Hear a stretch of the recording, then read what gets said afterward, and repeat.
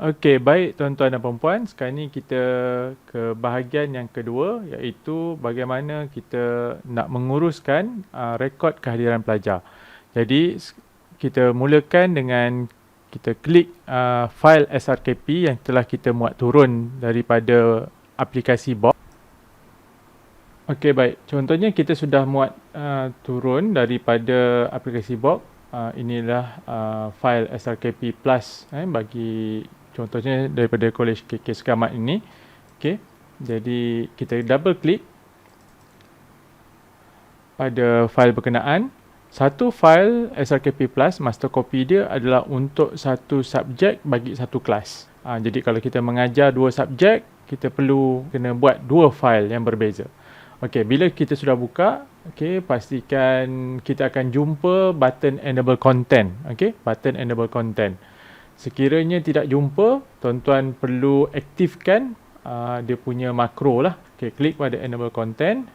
Okey, kita akan dapat pop-up message. Okey, welcome message ni dan kemudian kita klik OK.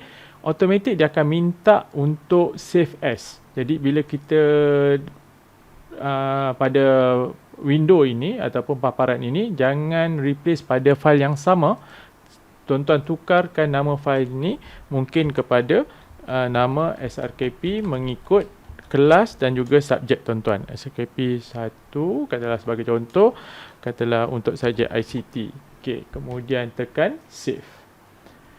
Jadi apabila kita lihat semula dekat folder kita, jadi kita akan ada satu file yang telah kita create yang baru dan kita masih ada kekal file master copy SRKP yang asal.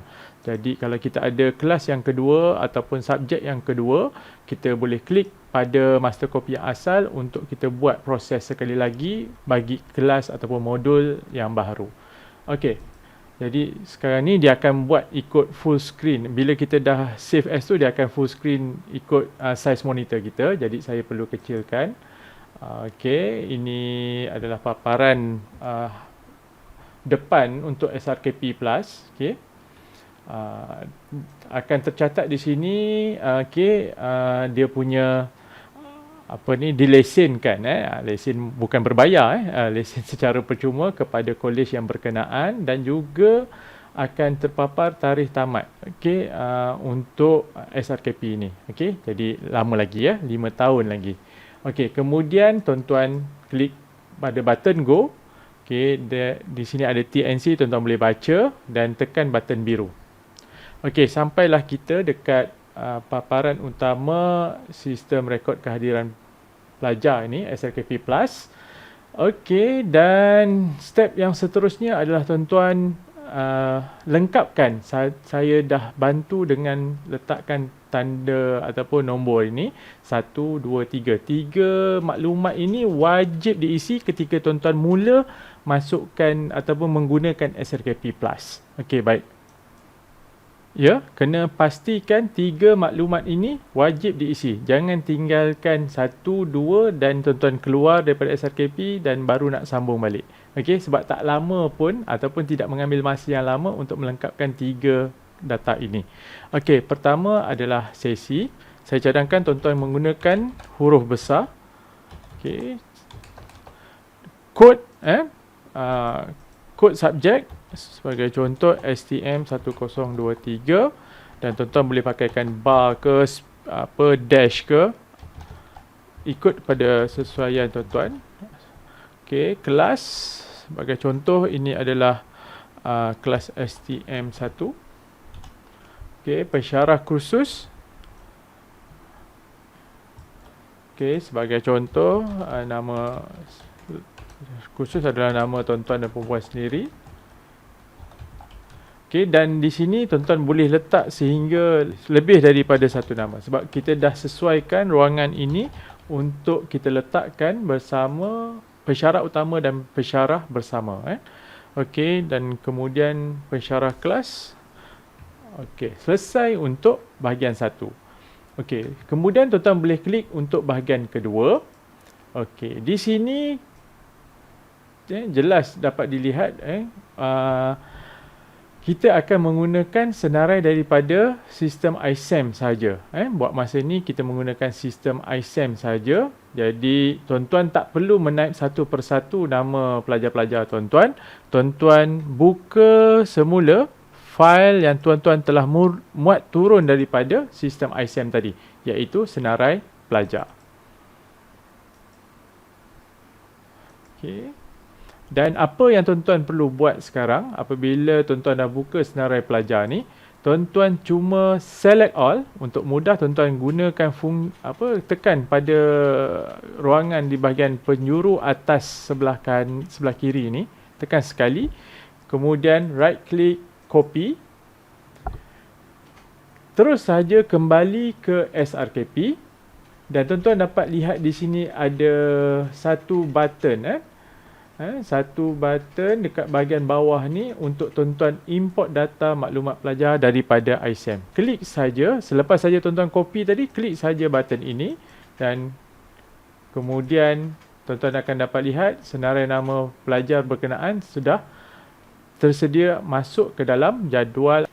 Tuan-tuan dapat lihat sekarang. Okey, baik.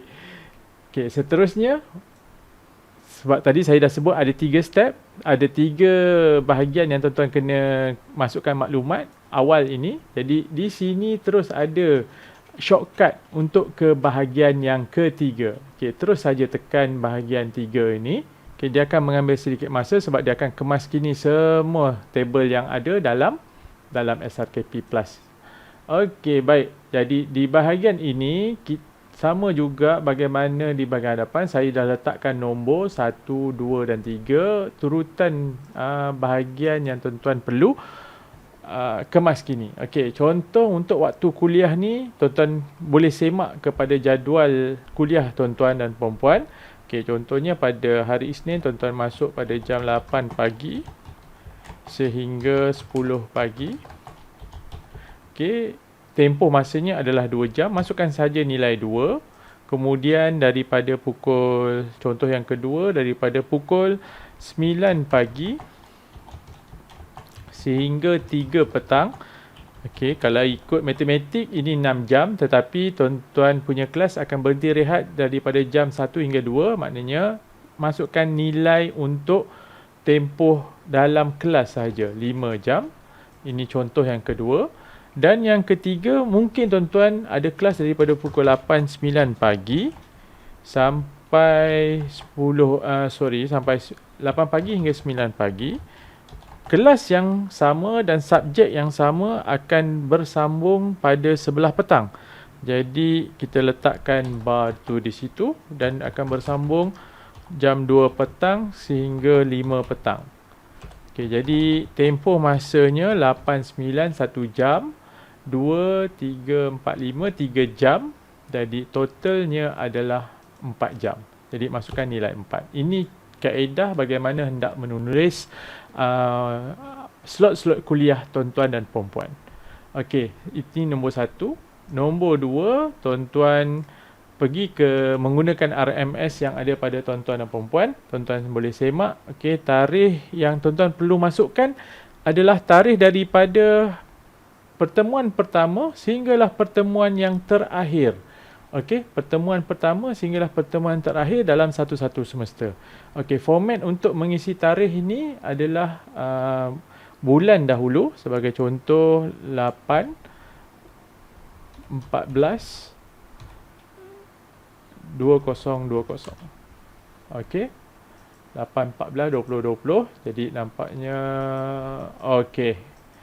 Sepatutnya dia akan keluar bulan. Jadi kalau tak keluar, jadi tuan-tuan alihkan kaedahnya. Tuan-tuan tulis hari dahulu, kemudian bulan dan kemudian barulah tahun. Okey, jadi kalau dia tarikhnya bukan pada hari-hari yang telah tuan-tuan letak pada jadual 1, dia akan keluar kosong lah dekat bahagian jam tersebut. Jadi kalau ikutkan hari Isnin, okey, kalau hari Isnin pada minggu ni adalah 10 hari bulan, maka saya akan masukkan 10, 8, 2020. Okey, begitu. 11, 8, 2020. Okey, jadi tuan-tuan boleh kenal pasti kalau ada tarikh yang tidak dipaparkan dengan betul, nama bulan tidak akan terpapar. Jadi tuan-tuan boleh teruskan untuk mengisi ke semua daripada minggu pertama sampai minggu terakhir PDP untuk kelas tersebut. Dan untuk pengetahuan tuan-tuan dan puan-puan, tuan-tuan boleh menggunakan ruangan ini, table ini mengikut bulan. Sebab kita dah sediakan sehingga 6 table, minta maaf 6 table. Okey, sudah ada 6 table dalam ni yang tuan-tuan boleh gunakan untuk mengisi tarikh-tarikh tadi mengikut bulan, ya. Mengikut bulan. Jadi kalaulah sebagai contoh pada semester ni kita bermula pada bulan 8 kan. Jadi yang jadual pertama warna kuning itu tadi tuan-tuan boleh letakkan dahulu untuk bulan 8 dan untuk jadual berikutnya bulan 9, 10, 11 dan 12. Okey. InsyaAllah dalam tempoh sekarang ni 13 minggu kita cukup ruangan ini untuk buat mengikut bulan. Tetapi dia punya ruang ni dah fix lah sebab daripada 6 table yang tuan-tuan guna untuk mengisi tarikh ni, dia akan menjana 6 helaian lembaran rekod kehadiran pelajar itu nanti. Okey, jelas tuan-tuan? Jika sudah jelas, kita tekan kepada menu utama dan kita dapat lihat di sini status pengisian data wajib kita semua akan pada status okey. Maksudnya lengkaplah untuk tiga data yang diperlukan. Jadi apabila sudah selesai, tuan-tuan kalau nak keluar daripada SRKP ini, bolehlah mengguna mana-mana button keluar yang telah tersedia di banyak helaian ataupun di banyak paparan dalam SRKP ini. Dan sebagai contoh, saya akan keluar dahulu daripada SRKP ini. Baik, jadi apabila saya nak menyambung kembali untuk urusan rekod dalam SRKP, saya cuma klik kepada file yang telah saya save nama dia mengikut kelas dan subjek tu tadi.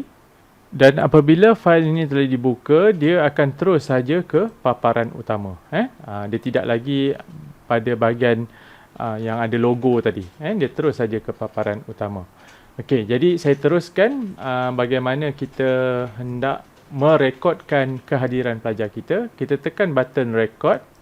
Okey, di bahagian atas ni tuan-tuan akan dapat lihat L1 sampai L6 merujuk kepada lembaran 1 sampai lembaran 6 mengikut berapa banyak table tarikh yang tuan-tuan telah gunakan sewaktu mengisi tarikh-tarikh PDP itu tadi. Okey, kemudian dekat bahagian bawah ni, okey, inilah dia punya jadualnya, jadual untuk rekod kehadiran. Okey, baik. Jadi cara nak merekodkan kehadiran sangat mudah. Tuan-tuan boleh klik pada bahagian ini di mana 2 akan merujuk kepada jam hadir pelajar berkenaan. Kita tidak menggunakan kosong, kita menggunakan huruf O untuk tidak hadir tanpa sebab, S untuk sakit, K untuk pengecualian sekiranya mendapat kebenaran, sebagai contoh pelajar pergi untuk aktiviti kokurikulum, dan BD bagi pelajar yang kali pertama, minggu pertama yang masih belum mendaftar, kita gunakan BD. Baik, jadi untuk status SK dan BD sebenarnya mengikut peraturan pengiraan rekod kehadiran, nilai SKBD ni tidak akan dikira sebagai ketidakhadiran. Hanya nilai sifar ataupun kita menggunakan huruf O ni yang tidak hadir tanpa sebab ni yang akan mengurangkan peratus kehadiran pelajar. Jadi tuan-tuan boleh cubalah untuk mengisi kehadiran pelajar berkenaan. Okey, baik. Dan setiap proses data yang dimasukkan ke dalam kehadiran tersebut, okey, peratusan kehadiran akan bertukar. Begitu juga berkaitan dengan status surat amaran dan juga final exam. Jadi tuan-tuan boleh semak di situ. Dan untuk tujuan cetakan, tuan-tuan boleh cetak lembaran ini untuk dengan menekan button dekat atas ni yang saya sedang tunjukkan sekarang. Dan tuan-tuan sekiranya memerlukan borang rekod kehadiran yang kosong di mana pelajar boleh initial sebagai bukti kehadiran mereka ketika kelas, tuan-tuan boleh tekan button yang saya sedang tunjukkan sekarang untuk cetakan borang kehadiran pelajar. Okey, yang ini lembaran. Okey, dan ini borang kehadiran pelajar untuk tujuan tanda tangan ataupun sebagainya. Okey, jelas. Okey, apabila selain daripada itu untuk tujuan rekod kehadiran ini menggunakan SRKP, kita boleh keluarkan surat amaran. Okey, kalau di paparan ini tuan-tuan boleh tekan button surat amaran di situ, ataupun kalau tuan-tuan berada dekat bahagian menu utama ni, ada juga button surat amaran dekat bahagian atas ni. Okey, baik. Okey, dan dalam surat amaran ni ada dua surat amaran yang kita boleh cetak, iaitu pertama surat amaran ataupun dikenali surat amaran pertama, dan juga yang kedua adalah surat tunjuk sebab. Tata cara nak cetak sangat mudah. Klik pada surat amaran, ikut saja step yang telah saya nomborkan di paparan ini. Pertama, pilih nombor pendaftaran, dan untuk memudahkan tuan-tuan, hanya nombor pendaftaran yang sudah layak menerima surat amaran atau surat tunjuk sebab saja yang akan dipaparkan. Okey, di bahagian nombor 2 ni tuan-tuan boleh edit, okey, untuk masukkan nombor rujukan dan juga tarikh sekiranya perlu, sebab dia akan papar pada tarikh semasa, dan sekiranya perlu tuan-tuan boleh tukar kepada tarikh yang lain. Dan yang ketiga, jangan lupa tekan nombor ataupun button cetak surat amaran ini. Okey, itu cara untuk mencetak surat amaran pelajar. Begitu juga sekiranya tuan-tuan hendak mencetak surat tunjuk sebab. Proses yang sama yang saya beritahu, pilih nombor pendaftaran, nombor 2 tukar jika perlu, dan nombor 3 jangan lupa tekan button cetak. Okey, baik. Dan selebihnya tuan-tuan bolehlah explore dokumen-dokumen yang pelbagai yang ada berkaitan dengan kehadiran ini. Okey, selain daripada rekod ataupun lembaran rekod kehadiran, kita ada surat amaran. Di sini juga ada borang cuti bagi pelajar. Okey, ganti kelas. Okey, dan juga ini lebih kepada pemantauan pemantauan bagi rekod kehadiran. Okey, iaitu rekod kehadiran. Jadi itulah penggunaan SRKP bagi tujuan rekod kehadiran pelajar.